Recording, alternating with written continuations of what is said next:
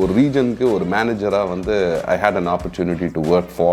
I'm not a programmer, and how do I get to the US? But my goal was somehow I have to get to the US. I want you to have a thought around what is the long-term vision.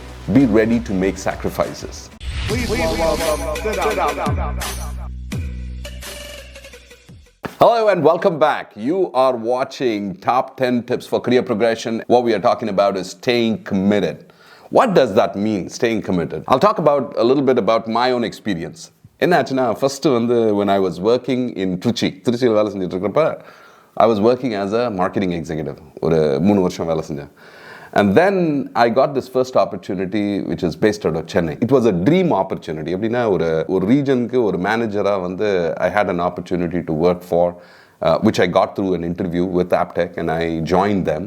And in the early 90s, working for Aptech is like working for government, in the sense like people used to love working for a corporate, and that's a kind of an opportunity what I was looking for. And the best part is, I was getting a salary of about 7,500. I was making 5,000 in Trichy back in, you think about early 90s, okay? Getting a job at 7,500. I said, man, this is the dream job which I wanted, and I joined Aptech based out of Chennai.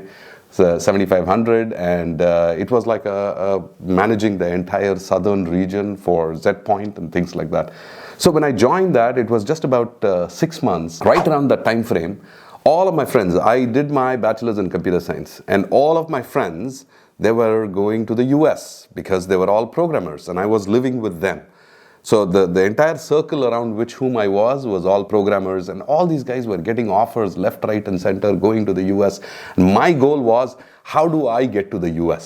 And the biggest challenge what I had was, I'm not a programmer, and how do I get to the US? But my goal was, somehow I have to get to the US. And at that time, all these folks used to talk about, hey, this recruiter is coming, that recruiter is coming from the US, and they're talking to us.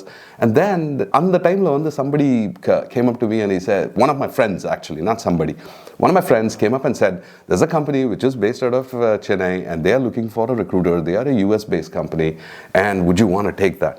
Now I have an opportunity, a dream job which I wanted.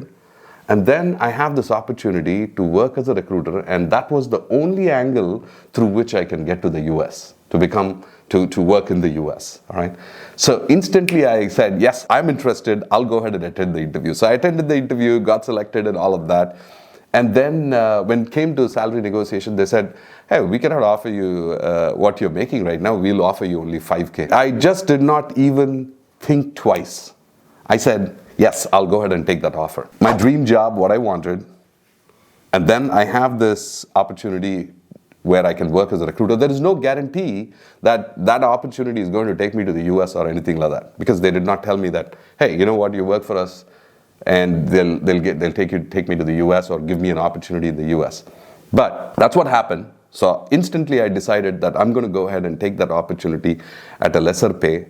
I joined them, and in 8 months, I was in the US. What are the key takeaways from this? The most important thing is, one, when you are thinking about a particular opportunity, I want you to have a thought around what is the long-term vision. If I decided to choose, oh, you know what, I wanted to decide based on what they were paying. I was getting lesser money.